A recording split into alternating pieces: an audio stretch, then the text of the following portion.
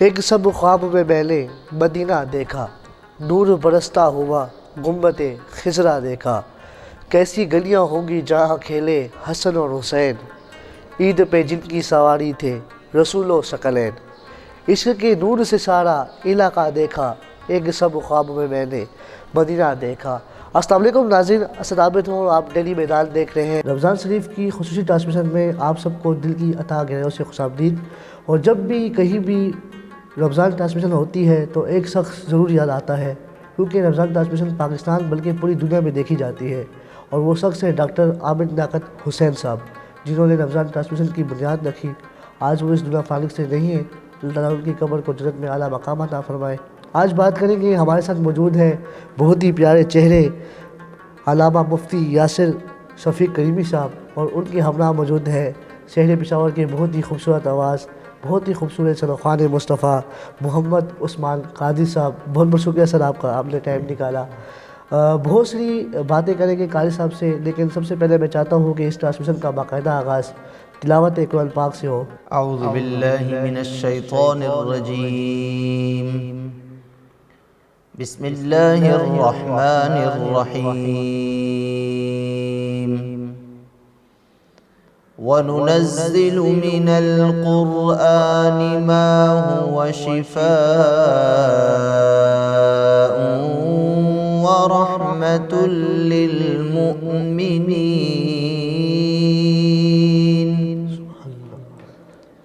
وَلَا يَزِيدُ الظَّالِمِينَ إِلَّا خَسَارًا۔ وَإِذَا أَنْعَمْنَا عَلَى الْإِنسَانِ أَعْرَضَ وَنَأَىٰ بِجَانِبِهِ، وَإِذَا مَسَّهُ الشَّرُّ كَانَ يَئُوسًا۔ قُلْ كُلٌّ يَعْمَلُ عَلَى شَاكِلَتِهِ فَرَبُّكُمْ أَعْلَمُ بِمَنْ هُوَ أَهْدَىٰ سَبِيلًا۔ صدق اللہ العظیم۔ ماشاءاللہ، سبحان اللہ۔ علامہ مفتی یاسر شفیق کریمی صاحب اپنی خوبصورت آواز میں تلاوت قرآن پاک فرما رہے تھے۔ علامہ صاحب، بہت سے سوالات جو کہ لوگ پوچھتے ہیں، اکثر رمضان میں لوگ دعائیں بہت کرتے ہیں، تو یہ بتائیے گا کہ دعا کی اہمیت اور اس کے فرائض۔ بسم اللہ الرحمن الرحیم۔ یہ آپ نے بڑا اچھا سوال کیا ہے کہ رمضان المبارک میں مسلمان خصوصیت کے ساتھ دعائیں کرتے ہیں، کیونکہ یہ دعاؤں کی قبولیت کا مہینہ ہے۔ لیکن یہ بات بھی ہر مسلمان کے پیش نظر رہنی چاہیے کہ دعا اللہ تعالیٰ ہر وقت قبول فرماتا ہے، چاہے وہ رمضان کا مہینہ ہے یا کوئی بھی مہینہ ہے، دن ہے یا رات ہے۔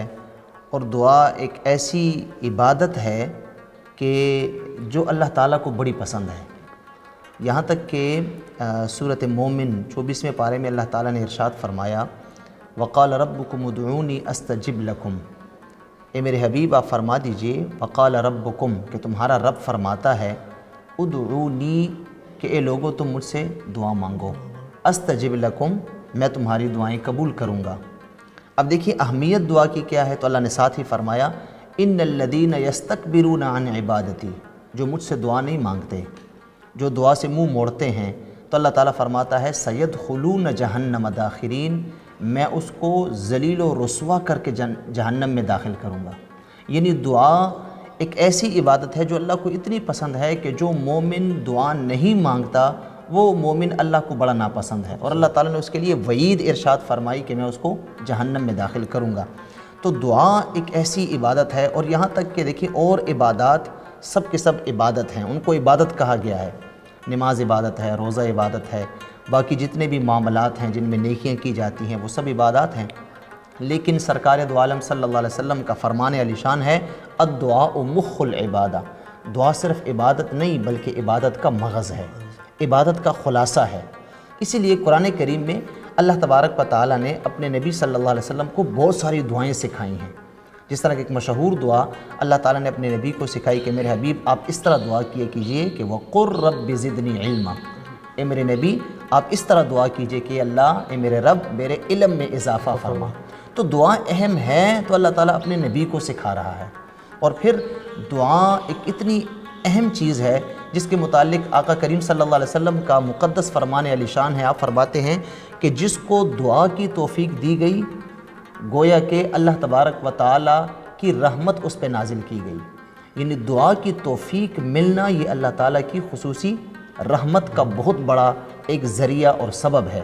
جب انسان پہ اللہ تعالیٰ کی رحمت نازل ہوتی ہے تو اس کو دعا کی توفیق دے دی جاتی ہے۔ تو دعا ایک ایسی چیز ہے جس کے متعلق حضور اکرم صلی اللہ علیہ وسلم نے ایک دوسری جگہ ارشاد فرمایا کہ دعا وہ تقدیر کو بھی ٹال دیتی ہے، یعنی تقدیری معاملات جو اللہ تعالیٰ نے ازل میں کیے ہوئے ہیں، ایک انسان کی تقدیر میں جو معاملات جو کام ہونے ہوتے ہیں وہ بھی دعا کی وجہ سے ٹل سکتے ہیں۔ اور ایک دوسری روایت میں حضور نے فرمایا کہ دعا مصیبتوں کو ٹال دیتی ہے۔ تو دعا جو ہے مومن کا ہتھیار بھی ہے، اس طرح کے روایات میں آتا ہے دعا دین کا ستون بھی ہے، اور دعا اللہ تعالیٰ کی رحمتوں کے نزول کا بہت بڑا ذریعہ بھی ہے۔ تو اس لیے ہم سب کو بڑی عاجزی انکساری کے ساتھ اللہ تبارک و تعالیٰ کی بارگاہ میں گڑ گڑاتے ہوئے ضرور اپنے لیے اور تمام عالم کے لیے دعائیں ضرور مانگنی چاہیے۔ یقیناً ناظرین تقدیر بدلتی ہے دعاؤں کے اثر سے۔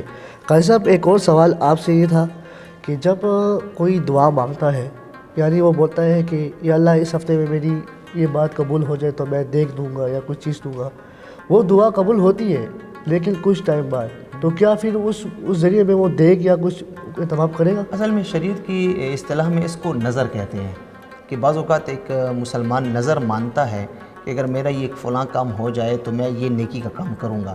تو بعض اوقات انسان نظر جو ہے وہ عام طور پہ مان لیتا ہے کہ مثال کے طور پر اگر میرا یہ فلاں کام اللہ تعالیٰ کر دے، میرا یہ کام ہو جائے تو جب بھی ہو تو میں اتنے رکعت نوافل ادا کروں گا، میں اتنے پیسے اللہ کی راہ میں صدقہ دوں گا، یا کوئی بھی چیز، کوئی ایسی چیز کہ جو اللہ تعالیٰ کی عبادات میں آتی ہیں اور جن کا حکم ہمیں دیا گیا ہے، یا وہ کہتے ہیں کہ میں نفلی روزہ رکھ لوں گا، یا میں عمرے کے لیے جاؤں گا، میں عمرہ کروں گا، تو جب وہ کام ہو جاتا ہے تو وہ نظر پوری کرنا اس پہ واجب ہو جاتی ہے، پھر اس نے کرنی ہوتی ہے۔ لیکن اگر ایک شخص معین نظر مان لے، اس کو موقت کر لے کہ میں اگر یہ کام میرا اس 10 دن کے اندر اندر ہو گیا تو مثال کے طور پر میں یہ نیکی کا کام کروں گا، میں یہ 10 رکعت نفل ادا کروں گا، تو پھر اگر اس ہفتے کے اندر اندر 10 دنوں کے اندر اندر کام ہو جائے تو پھر تو اس پہ یہ نظر واجب ہو جاتی ہے، لیکن اگر وہ دن گزر جائیں تو پھر اس پہ وہ نظر واجب نہیں ہوتی۔ بالکل صحیح، بالکل صحیح۔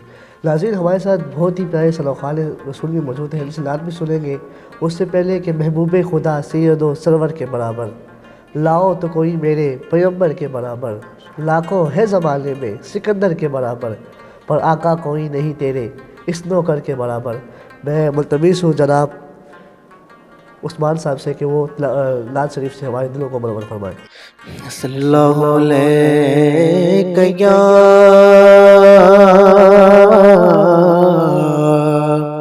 رسول اللہ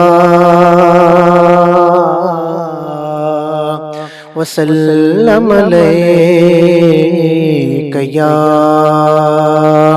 حبیب اللہ۔ نعمتیں بانٹتا جس سمت وہ ذیشان گیا،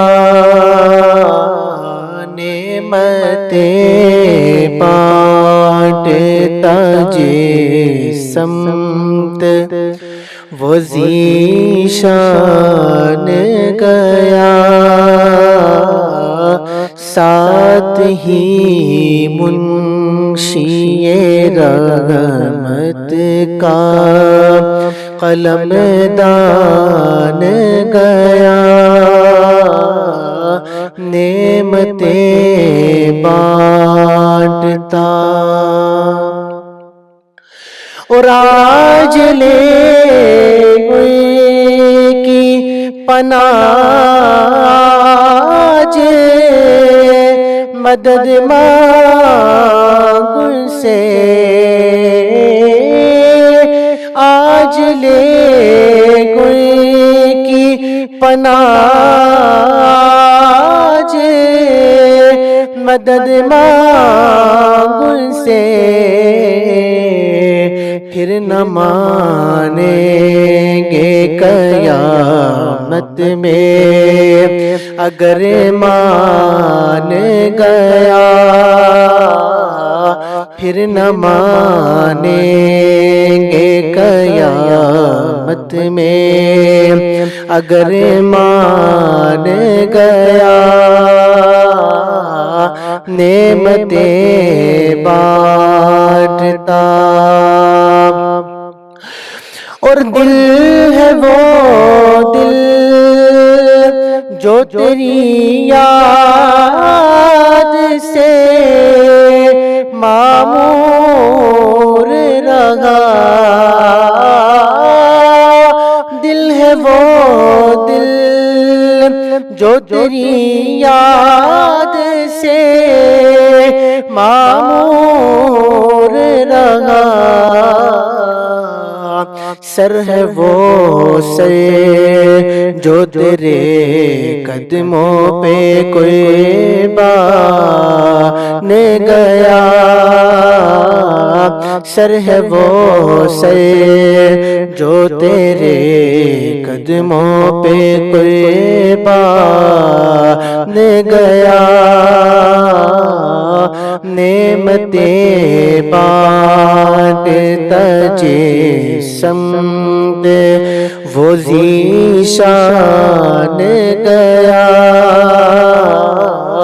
ساتھ ہی منشی رحمت کا قلم دان گیا، نعمتیں بانٹتا۔ ماشاء اللہ، سبحان اللہ ناظرین، محمد عثمان قادری صاحب اپنے خوبصورت آواز میں ایک عقیدت پیش کر رہے تھے۔ انشاءاللہ ہماری کوشش یہی رہے گی کہ جتنے رمضان رہ گئے ہیں اس طرح ہی اچھی ٹرانسمیشن آپ تک پہنچائیں، لیکن اس سے پہلے ڈیلی میدان کی پوری ٹیم کے لیے خاص دعا کریں جو یہ محنت کرتے ہیں۔ ملاقات ہوگی اگلے پروگرام میں اس اپنے پن کے ساتھ، کہ اپنا بہت خیال رکھیے گا۔ اللہ حافظ۔